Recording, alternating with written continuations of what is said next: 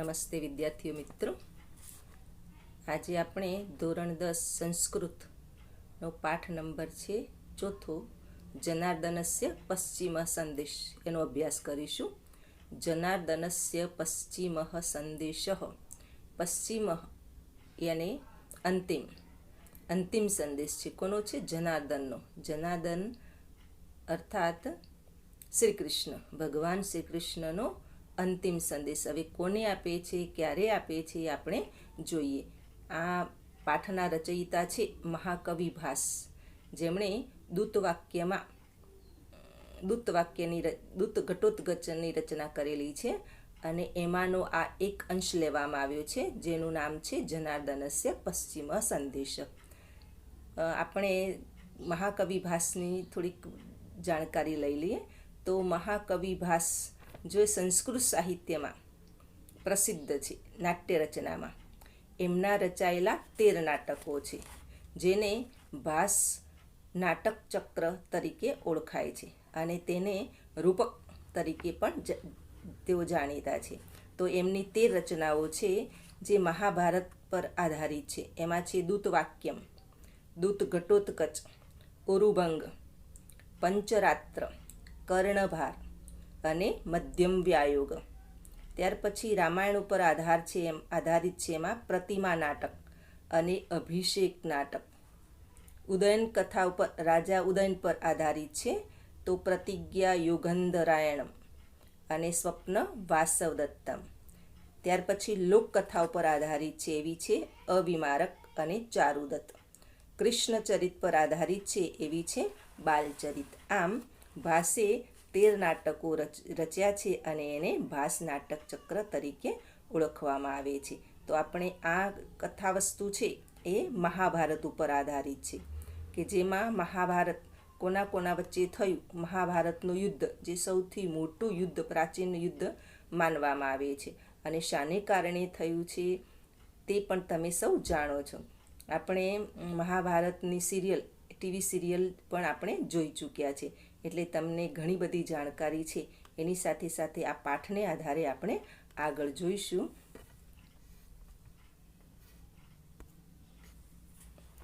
આ કથા વસ્તુ મહાભારત ઉપર આધારિત છે. કુરુક્ષેત્રમાં મહાભારતનું યુદ્ધ જ્યારે પ્રારંભ થઈ ચૂક્યું, તેમાં અભિમન્યુનો અન્યાયથી વધ થયો હતો. આથી અર્જુન ભારે દુઃખી હતો અને તેણે અભિમન્યુનો વધ કરવાનો સંકલ્પ જાહેર કર્યો હતો. આ કરુણ પરિસ્થિતિમાં હજુ પણ કોઈ રીતે યુદ્ધ રોકાઈ શકે તે માટે શ્રી કૃષ્ણ એક વધુ વાર પ્રયત્ન કરી લેવાનું વિચારે છે. અભિમન્યુના વધની કરુણ ઘટનાથી પાંડવોમાં જે શોક ફેલાયેલો છે તેને ધૃતરાષ્ટ્ર અને દુર્યોધનની નજર સામે મૂકીને શ્રી કૃષ્ણ ધૃતરાષ્ટ્રને સમજાવવાનો ઉપક્રમ આદરે છે. તેઓ ઘટોત્કચને પોતાનો દૂત બનાવે છે અને શાંતિનો સંદેશ મોકલે છે. આ પણ યુદ્ધના ઉન્માદમાં ડૂબેલા એવા દુર્યોધન અને તેના સહયોગી યાને કૌરવો અને શકુની વગેરે આ શાંતિનો સંદેશ સાંભળવા માટે તૈયાર જ નથી હોતા. અને છેવટે ઘટોત્કચ શ્રી કૃષ્ણનો પશ્ચિમ યાને અંતિમ સંદેશ સંભળાવે છે. તો આ અંતિમ સંદેશ શું છે આપણે જોઈએ. તો હવે સૌથી પહેલાં તો ઘટોત્કચ કોણ છે તમે સૌ જાણો છો. હિડિંબા રાક્ષસી અને ભીમનો પુત્ર એટલે ઘટોત્કચ. ઘટોત્કચ તો શા માટે નામ પડ્યું? કહેવાય છે કે એનું માથું ઘડા જેવું હતું, એટલે એનું નામ પડ્યું છે ઘટોત્કચ. આપણે અહીંયા ચિત્રમાં જોઈએ છીએ હસ્તિનાપુરમાં ની રાજસભા છે, એમાં ધૃતરાષ્ટ્ર અને એમની રાણી ગાંધારી બંને બેઠેલા છે. સામે બધા જ રાજપુરુષો બેઠેલા છે અને એવા સમયે દૂત તરીકે ઘટોત્કચ આવે છે અને એમનું સૌનું અભિવાદન કરે છે. જુઓ પાઠમાં, પાઠ્યપુસ્તક ખુલ્લું રાખો કે જેને કારણે તમને વ્યવસ્થિત રીતે પાઠ સમજાય. આ એકાંકી છે જેમાં સંવાદ છે. સંવાદમાં ઘટોત્કચ છે, ત્યાર પછી શકુની, દુર્યોધન અને ધૃતરાષ્ટ્ર, આ ત્રણેય વચ્ચે વાતચીત ચાલે છે. તો ઘટોત્કચ જ્યારે દરબારમાં આવે છે ત્યારે એ પ્રવેશીને હું સંધિ છોડીને વાંચીશ એટલે પણ ધ્યાનમાં રાખશો. આપણે શબ્દો પણ જોતા રહીશું. આ પાઠમાંથી અનુવાદ પણ પૂછાઈ શકે અને ટિપ્પણ એટલે કે ટૂંક નોંધ પણ 2 માર્ક્સની પૂછાઈ શકે છે, એટલે આપણે એને ખાસ ધ્યાનમાં રાખશું. જુઓ, ઘટોત્કચ પ્રવિશ્ય. પ્રવિશ્ય એટલે પ્રવેશીને, પ્રવેશ કરીને. એમાં પ્ર પ્લસ વિષ ધાતુ છે. અયે અયમ અત્ર ભવાન ધૃતરાષ્ટ્ર. અયે અયમ અત્ર ભવાન ધૃતરાષ્ટ્ર. અત્ર ભવાન એટલે આ મહાશય અથવા શ્રીમાન પણ કહી શકીએ. અરે આ મહાશય અથવા શ્રીમાન ધૃતરાષ્ટ્ર. અનાર્ય સતસ્ય ઉત્પાદયિતા. અનાર્ય, અનઆર્ય, જે આર્ય નથી તે, એને અનાર્ય કહી શકીએ. સતસ્ય એટલે સોના. ઉત્પાદયિતા એટલે જન્મદાતા, કે છે આ 100 અનાર્યના જન્મદાતા છે. ઉપસૃત્ય નજીક જઈને, એટલે સૌથી પહેલાં દરબારમાં પ્રવેશે છે તો સિંહાસન પર બેઠેલા ધૃતરાષ્ટ્રને જોઈને પોતે જ કહે છે કે આ 100 પુત્રોના જનક છે. ઉપસૃત્ય એટલે નજીક જઈને, એમાં છે ઉપ પ્લસ સૃ ધાતુ છે, એટલે સરકવું, આગળ વધવું, એટલે નજીક જઈને પછી બોલે છે પિતામહ. અભિવાદયે ઘટોત્ક. અભિવાદયે યાની અભિવાદન કરું છું, પ્રણામ કરું છું, યા વંદન કરું છું. ઇતિ અર્ધોક્તે. અર્ધ ઉક્તે. ઇતિ એટલે આમ, આ પ્રમાણે. અર્ધ ઉક્તે એટલે અડધું બોલીને, આમ અડધું બોલીને. શું અડધું બોલ્યું? પોતાનું નામ. અભિવાદયે ઘટોત્કચ. હું અભિવાદન કરું છું ઘટોત, આમ અડધું બોલીને. ન અયમ અક્રમ. ન અયમ અક્રમ. અક્રમ એટલે ક્રમ નથી. ના, આ ક્રમ નથી. એટલે કયો ક્રમ નથી? આગળના વાક્યમાં જુઓ. યુધિષ્ઠિરાદયશ્ચ. સંધિ છે યુધિષ્ઠિરાદય ચ મે ગુરવ ભવંતમ અભિવાદયંતી. ગુરવ એટલે ગુરુજનો અથવા વડીલો. યુધિષ્ઠિર વગેરે મારા વડીલો આપનું અભિવાદન કરે છે. પશ્ચાત ઘટોત્કચ અહમ અભિવાદય. ત્યાર પછી હું ઘટોત્કચ અભિવાદન કરું છું યા વંદન કરું છું. એટલે જ્યારે ઘટોત્કચ ત્યાંથી દૂત તરીકે અહીંયા સભામાં આવે છે, હસ્તિનાપુર આવે છે, એના પહેલાં એના વડીલો એટલે યુધિષ્ઠિર વગેરે એમના વડીલો સાથે કૃષ્ણ અને બીજા રાજાઓ એમને ત્યાંથી કહેલું કે ત્યાં જાઓ ત્યારે રાજાને યાને ધૃતરાષ્ટ્રને અમારા વંદન કહેશો. તો આ ક્રમ નથી, એટલે પહેલાં પોતાના વંદન નહીં પરંતુ એમના ગુરુજનોના વંદન એમને કરે છે. એટલે યુધિષ્ઠિર વગેરે મારા વડીલો અથવા ગુરુજનોના આપને વંદન છે. ત્યાર પછી હું ઘટોત્કચ વંદન કરું છું, પ્રણામ કરું છું. ધૃતરાષ્ટ્ર. એહી પુત્ર. એહી એટલે આવ, આવ પુત્ર આવ. ઘટોત્કચ. અહો કલ્યાણ ખલુ અત્ર ભવાન. અહો કલ્યાણ ખલુ અત્ર ભવાન. અરે કલ્યાણરૂપ, ખરેખર આ શ્રીમાન, ખરેખર આ શ્રીમાન કલ્યાણરૂપ છે એમ કહી શકાય. કલ્યાણાનામ પ્રસૂતિમ પિતામહમ આહ ભગવાન ચક્રાયુધ. ચક્રાયુધ યાને ચક્ર જેનું આયુધ છે, જેનું હથિયાર છે, જેના હાથમાં ચક્ર છે તે યાને ભગવાન શ્રી કૃષ્ણ, જેને ચક્રધારી આપણે કહીએ છીએ. તો સંધિ છે અહીંયા પિતામહમ આહ એટલે પિતામહને, આહ એટલે કહ્યું છે. કોણે? ભગવાન ચક્રાયુધે, ભગવાન શ્રી કૃષ્ણે પિતામહને કહ્યું છે. કેવા છે પિતામહ? કલ્યાણાનામ પ્રસૂતિ, કલ્યાણરૂપ, કલ્યાણના જનક પિતામહને ભગવાન ચક્રાયુધે કહ્યું છે. ધૃતરાષ્ટ્ર આસનાથ ઉત્થાય. ચક્રાયુધનું નામ સાંભળીને, કૃષ્ણનું નામ સાંભળીને ધૃતરાષ્ટ્ર આસન ઉપરથી ઉઠી જાય છે. ઉત્થાય એટલે ઊભા થઈને, ઉઠીને. કિમ આજ્ઞાપયતી ભગવાન ચક્રાયુધ. ભગવાન ચક્રાયુધનો એટલે કે ભગવાન શ્રી કૃષ્ણનો શું આદેશ છે? ઘટોત્કચ. ન આસનસ્થેન એવ ભવતા શ્રોતવ્ય જનાર્દનસ્ય સંદેશ.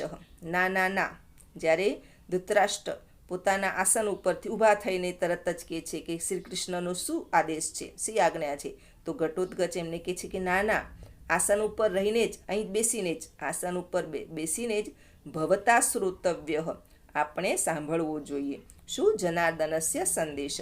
જનાર્દનનો, શ્રી કૃષ્ણનો સંદેશ તમારે આસન ઉપર બેસીને જ સાંભળવો જોઈએ.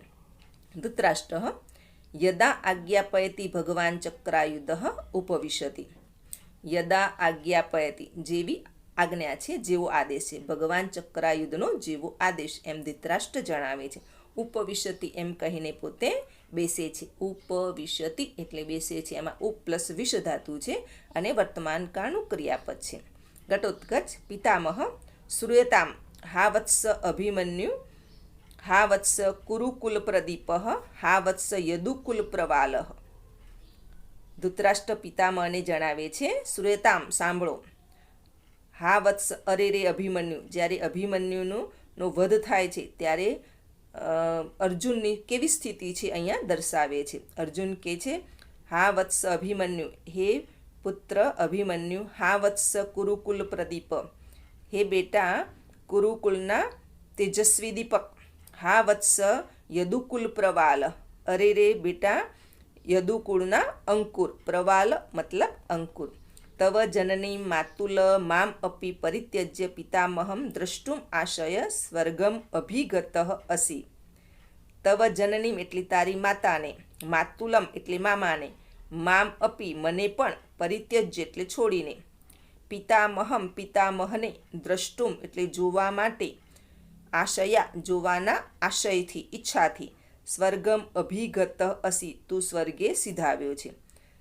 તો અર્જુન ખૂબ દુઃખી છે અને આ રીતે બોલે છે કે અરે રે બેટા અભિમન્યુ, હાય કુરુકુલના તેજસ્વી દીપક, હાય યદુકુળના અંકુર, તારી માતાને મામાને મને પણ છોડીને તું પિતામહને જોવાના આશયથી સ્વર્ગે સીધાવ્યો છે. તો પિતામહ કોણ છે? તો એના દાદા છે, પાંડુ રાજા છે. તો અર્જુન આ રીતે વિલાપ કરે છે. પિતામહ એક પુત્ર વિનાશાત અર્જુનસ્ય તાવત ઈદશી ખલુ અવસ્થા કા પુનઃ ભવતઃ ભવિષ્યતિ. ઘટોત્કચ જણાવે છે કે હે પિતામહ, એક પુત્રના વિનાશથી અર્જુનની ત્યારે આવી અવસ્થા થઈ છે, આવી દશા છે, તો તમારી વળી કેવી થશે? પુનઃ ભવતઃ ભવિષ્યતિ, ભવિષ્યતિ યાને થશે, કા એટલે કેવી. એક પુત્રના વિનાશથી જ્યારે અર્જુનની આવી અવસ્થા છે, આવી દશા છે, તો વળી તમારી કેવી થશે? કેમ કે અર્જુનનો તો એક પુત્ર ગયો છે, તો પણ એની સ્થિતિ આવી છે. જ્યારે ધૃતરાષ્ટ્રના તો 100 પુત્રો છે, જ્યારે 100 પુત્રોનો વધ થશે ત્યારે તમારી કેવી સ્થિતિ થશે? આ દશા એને ઘટોત્કચ છે ધૃતરાષ્ટ્રને જણાવે છે. તત ક્ષિપ્રમ ઇદાનીમ આત્મબલાધાનમ કુરુષ્વ. શબ્દ છે ક્ષિપ્રમ, એનો અર્થ થશે તરત જ અથવા શીઘ્રમ, સત્વરમ. ઇદાનીમ હમણાં, હવે. આત્મબલાધાનમ કુરુષ્વ આત્મામાં બળને ધારણ કરો, અર્થાત સંપૂર્ણ સેનાને તમે પાછી વાળી લો. તો એ ઘટોત્કચ છે ધૃતરાષ્ટ્રને જણાવે છે કે તો ઝડપથી હવે પોતાની સંપૂર્ણ સેનાને પાછી વાળી લો, નહીં તો દશા ખરાબ થશે.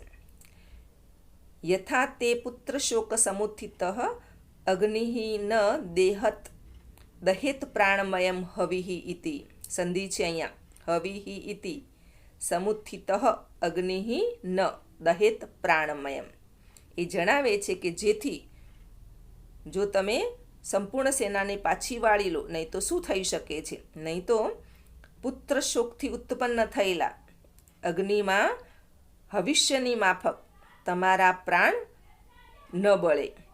એટલે કે જો યુદ્ધ થશે તો જેમ આગમાં, યજ્ઞમાં ભવિષ્યને કારણે જે આગ ઉત્પન્ન થાય છે અને એમાં બધું ભસ્મીભૂત થાય છે, એમ તમારા સૌના પ્રાણ પણ બળી જશે. એટલે એને સમજાવતા કહે છે કે પુત્ર શોકથી ઉત્પન્ન થયેલા અગ્નિમાં ભવિષ્યની માફક તમારા પ્રાણ બળી ન જાય. કારણ કે જ્યારે અર્જુન છે ખૂબ દુઃખી છે અને એને સંકલ્પ કરી લીધે છે કે તે યુદ્ધમાં આ બધાનો વધ કરશે, માટે કહે છે કે પુત્ર શોકથી ઉત્પન્ન થયેલા અગ્નિમાં ભવિષ્યની માફક તમારા પ્રાણ પણ ન બળી જાય. એટલે તમે ઝડપથી પોતાની સેનાને પાછી વાળી લો. શકુની આ સાંભળીને યદિ સ્યાત વાક્ય માત્રેણ નિર્જિતેયમ વસુંધરા વાક્ય વાક્ય યદિ ભવેત સર્વ ક્ષત્રવદઃ કૃત. તો તે વ્યંગ કરતા કહે છે યદિ યાને જો, શાત યાને હોય, વિદ્યાર્થકાળનું રૂપ છે અસધાતુનું. વાક્ય માત્રેણ એટલે બોલવા માત્રથી, ફક્ત વાક્યથી. નિર્જિતાહ ઇયમ, નિર્જિતા એટલે જીતાયેલી. શું? વસુંધરા. ઇયમ એટલે આ. કે છે કે જો બોલવા માત્રથી આ વસુંધરા જીતાઈ જાય, બોલવા માત્રથી જો આ વસુંધરા જીતાઈ જાય, અને જો વાક્ય એટલે એક વાક્ય માત્રથી બધા ક્ષત્રિયોનો વધ કરાઈ જાય, વધ થઈ જાય, એટલે આમ કંઈ વધ થઈ જતો હોય બોલવા માત્રથી, એના માટે તો યુદ્ધ કરવું જરૂરી છે. તો આ સાંભળીને, ઘટોત્કચની વાત સાંભળીને શકુની છે વ્યંગ કરતા કહે છે કે ફક્ત બોલવાથી આ પૃથ્વી જીતાઈ જતી નથી, એટલે કે જીતાઈ જાય. અને જો દરેક એક વાક્યથી બધા ક્ષત્રિયોનો વધ કરાઈ જાય. ઘટોત્કચ શકુનિ એષઃ વ્યાહરતી. ઘટોત્કચ આવું વ્યંગ સાંભળીને એને સમજાય છે કે આવું તો શકુની જ બોલે, માટે તરત જ કહે છે કે આ શકુની બોલે છે. વ્યાહરતી એટલે કહે છે અથવા બોલે છે. એષ એટલે આ શકુની બોલે છે. બોહો શકુને, શકુને સંબોધન છે. હે શકુની, અક્ષાન વિમુચ્ય ભવ બાણ યોગ્ય. વિમુચ્ય એટલે છોડીને, મૂકીને. અક્ષાન, અક્ષાન એટલે પાસા. અક્ષાન મતલબ પાસા. પાસાને છોડીને તું બાણ યોગ્ય બન, એટલે બાણ ચલાવવાને યોગ્ય બન. ઘટોત્કચ કહે છે કે હે શકુની, તું પાસાને, જુગારના પાસાને છોડીને તું બાણને યોગ્ય થા. એટલે તે ફક્ત બાણ ચલાવવામાં યોગ્ય નથી શકુની, પરંતુ તે પાસા ચલાવવા, જુગાર રમવામાં, જુગટા રમવાના પાસા ચલાવવામાં યોગ્ય છે. માટે ઘટોત્કચ એને સમજાવે છે કે તું પાસા છોડી દે અને બાણ ચલાવવામાં કુશળ બન, યોગ્ય બન. દુર્યોધન ભોભો પ્રકૃતિમ ગત વયમ અપી ખલુ રૌદ્રાહ રાક્ષસોગ્ર સ્વભાવા, રાક્ષસ ઉગ્ર સ્વભાવા. અરે એ પ્રકૃતિમ ગત, પ્રકૃતિમ એટલે સ્વભાવ, તું તારા સ્વભાવ પર જ ગયો છે કે છે. ભોભો પ્રકૃતિમ ગત વયમ અપી ખલુ રૌદ્ર રાક્ષસોગ્ર સ્વભાવા. અરે તું તારા સ્વભાવ પર જ ગયો છે. અમે પણ, વયમ અપી અમે પણ, ખલુ યાને ખરેખર, અમે પણ કેવા છીએ ખરેખર? રૌદ્રા રાક્ષસોગ્ર સ્વભાવા, રૌદ્ર રાક્ષસોના ઉગ્ર સ્વભાવવાળા છીએ. કે છે અમે પણ રૌદ્ર રાક્ષસના ઉગ્ર સ્વભાવવાળા છીએ, એટલે તમારાથી કમ નથી, એમ દુર્યોધનનું કહેવું છે. ઘટોત્કચ આ સાંભળીને શાંતમ પાપમ શાંતમ પાપમ, શાંતમ પાપમ શાંતમ પાપમ એટલે તમે શાંત થાવ અથવા રહેવા દો, બોલવાનું છોડી દો. શાંતમ પાપમ યાને રહેવા દો, શાંત થાવ. રાક્ષસ્યોભ્ય અપી ભવંતઃ એવ ક્રૂરતરાહ કુતઃ. રાક્ષસોભ્ય એટલે રાક્ષસો કરતા પણ આપ જ તમે જ વધારે ક્રૂર છો અથવા ઘાતક છો. ક્રૂરતરાહ એટલે વધારે ઘાતકી સ્વભાવના. રાક્ષસો તમારા જેવા નથી. માટે ઘટોત્કચ જણાવે છે કે રાક્ષસો કરતાં પણ તમે વધારે ક્રૂર છો. કુતઃ કેમ કે, હવે એનું ઉદાહરણ આપે છે કેમ તેઓ રાક્ષસો કરતાં પણ વધારે ક્રૂર છે. નતુ જતુ ગૃહે સુક્તાન ભાતૃન દહતી નિશાચરાહ શિરસી ન તથા ભ્રાતૃ પત્નીમ સ્પૃશંતી નિશાચરાહ. તે ઉદાહરણ આપતા જણાવે છે કે નિશાચરો આવા નથી જેવું કર્મ તમે લોકોએ કરેલું છે. નિશાચર એટલે રાત્રે ફરનારા, એટલે રાક્ષસો માટે આ શબ્દ વપરાય છે, નિશાચરા. જતુગ્રહે એટલે લાખમાંથી બનાવેલું ઘર. સુપ્તાન ભ્રાતૃન એટલે સુતેલા ભાઈઓ. દહંતી એટલે બળે છે. ન દહંતી એટલે બાળતા નથી. નિશાચરા, તો નિશાચરા આવું કામ કરતા નથી. કેવું? લાખનામાંથી બનાવેલા ઘરમાં સૂતેલા ભાઈઓને તેઓ બાળતા નથી. નિશાચરો છે તેઓ લાખના બનાવેલા ઘરમાં સૂતેલા પોતાના ભાઈઓને તેઓ બાળતા નથી. અને શિરસી ન તથા ભ્રાતૃ પત્નીમ સ્પૃશંતી નિશાચરા, તેમ નિશાચરો સ્પૃશંતી એટલે સ્પર્શ કરે છે. ન સ્પૃશંતી એટલે સ્પર્શ કરતા નથી, અડકતા નથી. કોને? ભ્રાતુહુ પત્ની, ભાઈની પત્નીને એટલે કે ભાભીને. શિરસી એટલે માથા પર. નિશાચરો તમારી જેમ ભાઈની પત્નીને એટલે કે ભાભીને અડકતા પણ નથી, માથે પણ હાથ અડકાડતા નથી. એટલે તમે જેવું કૃત્ય કર્યું છે એવું કૃત્ય રાક્ષસો કરતા નથી, એટલે રાક્ષસો કરતાં પણ વધારે ક્રૂર છું. આ તો તમે સૌ જાણો છો કે લાખના ઘરમાં લાખથી બનાવેલું ઘર હતું અને એમાં પાંડવોને રહેવા માટે સ્થાન આપ્યું હતું કે જેને કારણે તેઓ આગ લગાવે અને લાખનું બનાવેલું ઘર હોય તો તે ઝડપથી બળે અને આ લોકોને પાંડવોને મારી નાખવા માટેનું એક કૃત્ય હતું. તો તેવું કૃત્ય નિશાચરો યાની રાક્ષસો કરતા નથી. જેવું કૌરવોએ કરેલું છે એમ તેમણે દ્રૌપદીનું ચિરહરણ પણ કરેલું. જ્યારે આ નિશાચરો છે એ ભાભીને ખૂબ માન આપે છે, સન્માન આપે છે, તેઓ એને સ્પર્શ પણ કરી શકતા નથી. એટલે ઘટોત્કચ એને ઉદાહરણ આપતા કહે છે કે નિશાચરો લાખના ગર્ભમાં સૂતેલા પોતાના ભાઈઓને બાળતા નથી, તેમ ભાભીને પણ તેઓ માથે અડકતા નથી, સ્પર્શ કરતા નથી. દુર્યોધન આ સાંભળીને દૂત ખલુ ભવાન પ્રાપ્ત ન ત્વયં યુદ્ધાર્થમ આગત. તો આ સાંભળીને તે તિલ મિલાઈ જાય છે, ગુસ્સે થઈ જાય છે દુર્યોધન અને કહે છે કે ખરેખર આપ દૂત તરીકે આવેલા છો. દૂત ખલુ ભવાન પ્રાપ્ત, તમે ખરેખર દૂત તરીકે પ્રાપ્ત થયેલા છો. ન ત્વમ યુદ્ધાર્થમ આગત, તમે યુદ્ધ માટે આવેલા નથી. ગૃહિત્વા ગચ્છ સંદેશમ ન વયમ દૂતઘાતકા. ગૃહિત્વા એટલે લઈને, ગચ્છ એટલે જા, લઈને જાઓ. શું? સંદેશો. કે છે કે તમે દૂત તરીકે આવેલા છો તો સંદેશો લઈને જાઓ. ન વયમ દૂતઘાતકા, અમે દૂતને હણનારા નથી, દૂત ઉપર આઘાત કરનારા નથી. તો દુર્યોધન સમજાવે છે કે તમે ફક્ત દૂત તરીકે આવેલા છો એટલે બીજી કોઈ ચર્ચા થવી જોઈએ નહીં, યુદ્ધ કરવા માટે આવેલા નથી, માટે સંદેશો લઈને જ પાછા જાઓ.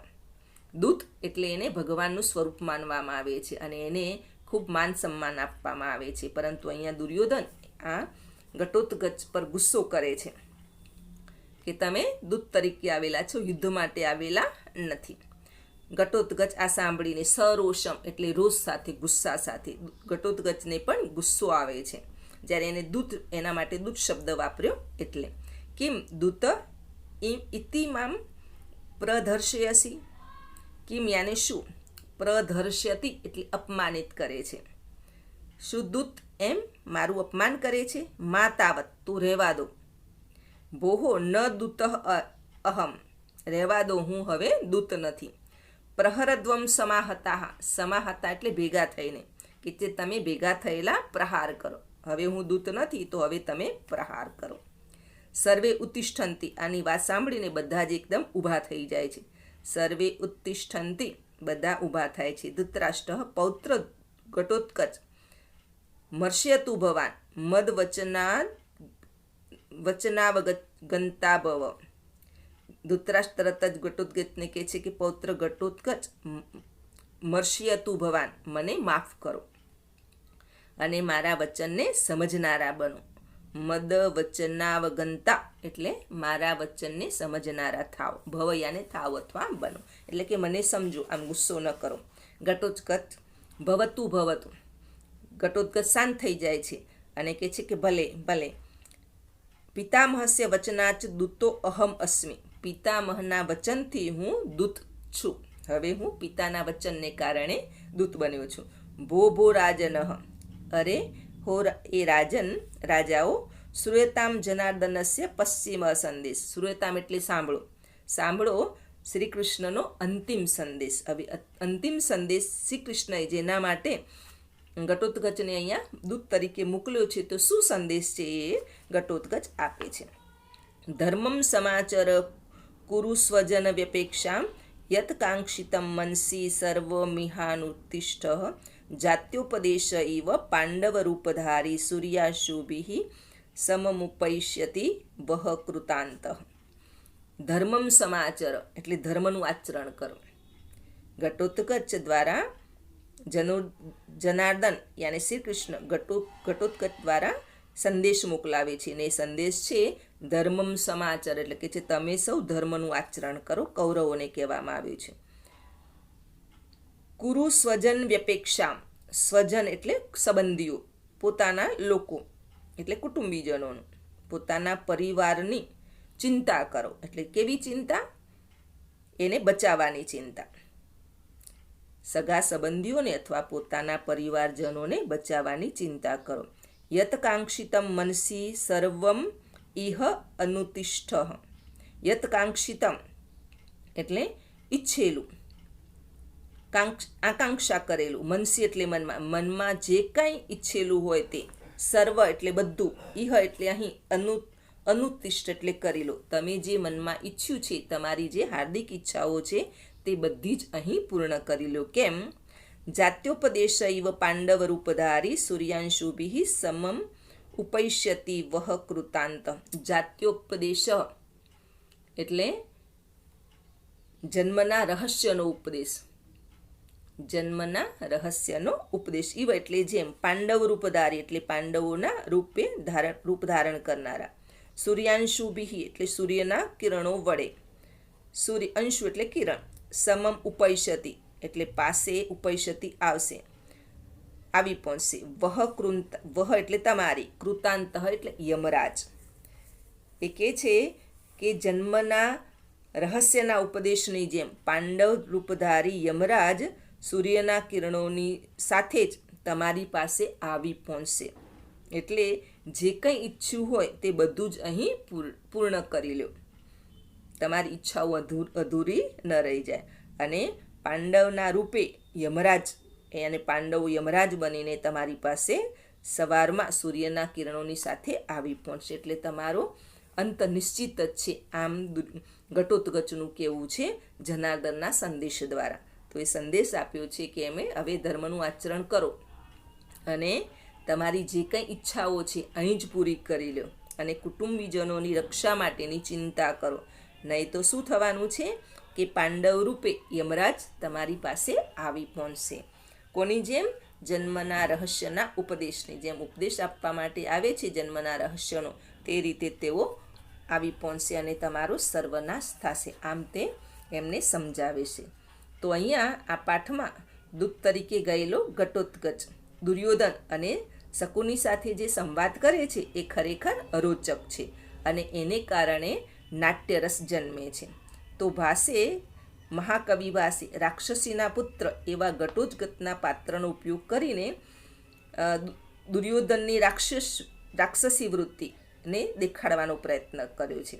જ્યારે બીજી બાજુ રાક્ષસીનો પુત્ર ઘટોત્કચ માનવીય વર્તન કરે છે. આમ મનુષ્યનો પુત્ર દુર્યોધન રાક્ષસી વર્તન આચરે છે.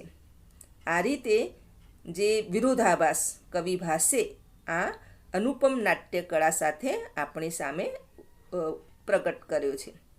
દુર્યોધનનું આ વર્તન છેવટે તો આખા કુટુંબને વિનાશ નોતરે છે, કારણ કે એને સમજાવવા છતાં પણ દુર્યોધન યુદ્ધ રોકવા માટે તે તૈયાર નથી. તેને તો યુદ્ધ જ કરવું છે. આમ આને આધારે, આ પાઠને આધારે એમ ઉપદેશ મળે છે, આમ સમજવા જેવું છે કે સમાધાનનો પ્રસ્તાવ ન સ્વીકારનાર માણસ પોતાનો અને પોતાના કુટુંબનો ચોક્કસ વિનાશ કરે છે. એટલે જ્યારે પોતે ન સમજી શકતા હોય, બીજા સમજાવે ત્યારે એને સમજવું જોઈએ અને પોતાના પરિવાર માટે હંમેશા પ્રયત્ન કરવો જોઈએ. આવી યુદ્ધ જેવી, ઝઘડા જેવી બાબતથી દૂર રહેવું જોઈએ, એમ આ પાઠ દ્વારા સમજાવવામાં આવે છે. જે જનાર્દનસ્ય પશ્ચિમ સંદેશ, જનાર્દનનો પશ્ચિમ સંદેશ. તો અહીંયા આપણે આ પાઠ પૂરો થાય છે. ધ્યાનમાં રાખવાનું છે, આ પાઠમાંથી શું પૂછાઈ શકે છે? તો અનુવાદ પૂછાઈ શકે છે, નાટ્યખંડનું અનુવાદ, જે 4 માર્ક્સમાં પૂછાઈ શકે, અથવા 2 માર્ક્સમાં ટૂંકનોધ પૂછાઈ શકે. આમાંથી સંધિ પૂછાઈ શકે, કૃદંત પૂછાઈ શકે. એટલે આ પાઠમાં જે જેટલા કૃદંતો આવે છે એ કૃદંતોનો પ્રકાર તમે ચોક્કસ લખો છો, અનુવાદ કરો છો અને સ્વાધ્યાય સંપૂર્ણ રીતે લખવાનું છે.